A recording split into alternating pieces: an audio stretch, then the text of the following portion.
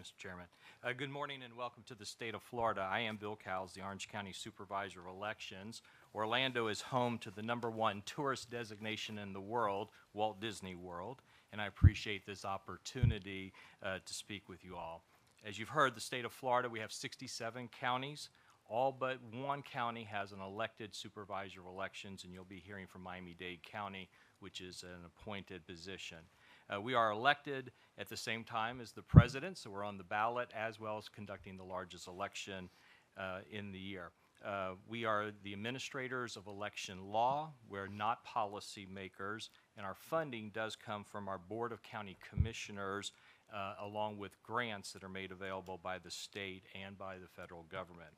I worked in the Orange County Elections Office for the past 24 years. Following the 2000 election, I believe that the election reforms recommended by Governor Jeb Bush's task force and the changes enacted by the Florida legislature in 2001 were positive steps for both this state and the nation. These reforms were held up as models for other states and was probably included in the creation of the Help America Vote Act. Some of the things that we gained from it, obviously, was the elimination of lever machines and punch cards. We got standards for ballot layout, uniform roles for determining voter intent, procedures for counting recount, the introduction of provisional ballots, and we formalized early voting as a way to reduce the pressure on polling places on election day.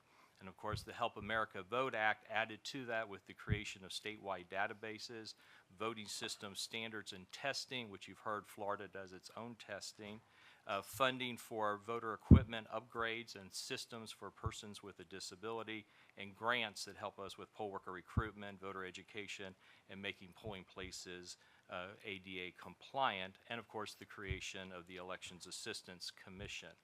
In 2000, the majority of all votes cast were voters at their assigned polling places. Absentees required excuses to be checked off and was the only alternative to voting on election day.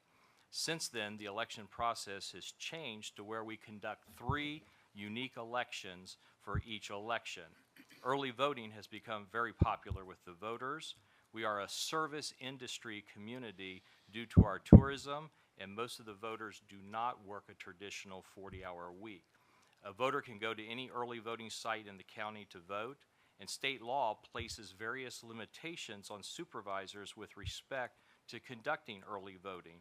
We have limitations on the number of days, but we also have limitations on hours, as well as the locations we can use. And prior to the legislation passed just this year, we were limited to elections office, libraries, and city halls.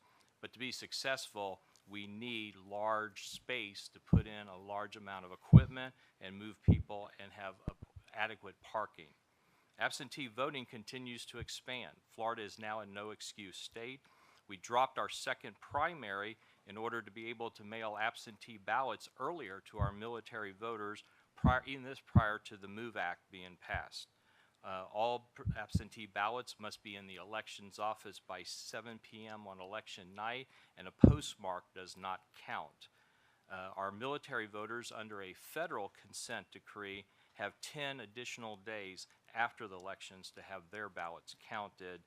The absentee ballot totals are expected to be in our election night reports. The polling place voting is still the traditional method of voting, with the polls open from 7 a.m. to 7 p.m., and the voter must go to their assigned polling places. We do not have restrictions on the number of voters assigned per precinct. This voting method is the one that is declining since 2000. The election reforms following 2000, along with the expansion of early voting and absentee, served the state of Florida well in the 2004 and 2008 presidential elections. However, the results of the 2010 re-precincting and the 2011 changes to the election law provides insight into the challenges we faced with the 2012 presidential election. Statewide, we were seeing an increased use of early voting and absentee, with fewer voters actually going to their assigned polling place. In Orange County, before we even opened the doors on election day, 40% of the votes had already been cast either at early or absentee. Many of my colleagues experienced over 50% in prior elections. Based on these trends, supervisors decided to reduce the number of polling places as part of our re-precincting to reflect the trend. But the allocation then of our money, our equipment and all put towards early voting and absentees. In 2011, a sweeping election bill was passed that altered some of the factors that contributed to our prior success. The key changes that affected Orange County and contributed to us having long lines at early voting and at the polling place on election night. First, the reduction of the number of days of early voting from 14 to 8, and that the first day was on a Saturday, which of course we immediately had lines. Previously, we could start on a Monday and build towards a weekend. We were not allowed to do early voting on Sunday, and in Orange County, we actually opened our office on the Sunday for in-office absentee voting. Without larger facilities, it's impossible to put more equipment in to serve more people waiting to vote. And when you think about libraries and city halls, the community rooms are extremely, extremely small. Because of the fewer days of early voting and the long lines, voters opted to go back to their polling place on election day, a reverse in the trend that we had been experiencing, and this contributed to lines on election day. During the 2011 and 2012 legislative session, 11 constitutional amendments were placed on the ballot. Legislators can exceed the 75-word limit at that time. Most of these amendments exceeded the limit, and with one being over 600 words long. Orange County had 5 charter questions, and under federal law, we are required to print ballots in English and Spanish. Each voter received 3 17-inch bilingual paper ballots printed on both sides. With 3 ballots per voter, it meant more time spent in the booth marking their ballot and 3 times longer to feed the ballots into a tabulator, with each tabulator checking for unders and overvotes. This was also true for us when processing absentee ballots. Some days we were running multiple shifts in order to ensure that we finished by election night. The voters complained about the number of amendments as well as the difficulty of understanding the legal terms being used. The poll workers heard this most from our Hispanic voters, who wanted poll workers to stop and help them understand what was being asked of them. The statewide voter database records indicate who's early voted and who has already absentee voted. The new law requires that any voter who moves between counties and hasn't changed their address by the time they arrive at their polling place, they must do a move-in provisional ballot.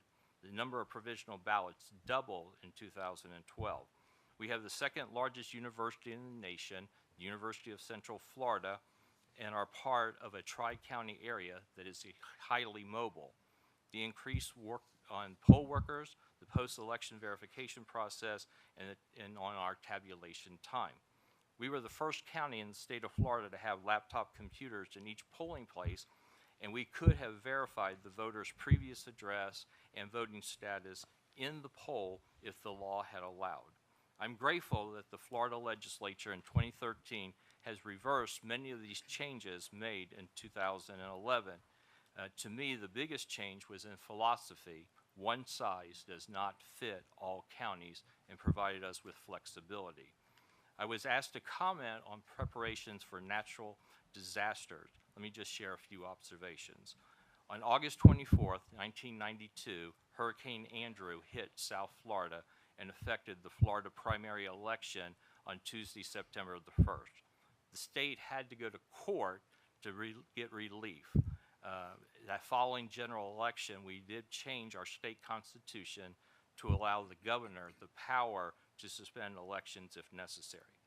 I believe every state needs to look at their laws to review for flexibility, particularly in these periods of natural disasters. Advancements in technology can help in these situations. Ballot on demand is now a quick way to produce replacement ballots. Vendors are now assisting counties with electronic transmission of ballots to voters. I'm the consortium leader one of two of the Federal Voting Assistance Program EASE grants in Florida, and we use a vendor to help send the ballots not only to our overseas voters, but to our disabled voters. In Florida, we need to change our law to allow for the electronic return of these ballots, and new technologies out there that even take the electronic and turn them into paper ballots. Local jurisdictions need to establish close working relationships with their county emergency management groups. In Florida, we are asked to submit our contingency of operation plan, known as the COOP plan, to the state, which details all of our contacts and arrangements. We have an agreement with the company that delivers our voting equipment and with our Orange County Convention Center that whenever a hurricane is approaching, we can load the 18-wheelers and with our voting equipment and drive them right into the building for protection during a storm.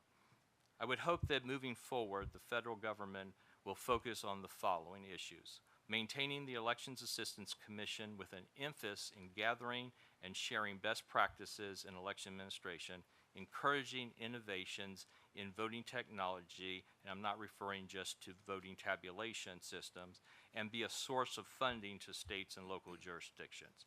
Limit the need for legislation to issues of national importance. Remember, one size does not fit all states. Perceived problems or issues should be fully vetted prior to acting on legislation. And finally, the local election administrators know their jurisdictions the best and should have the flexibility, fiscal resources, and the best in technology to perform their duties. Thank you.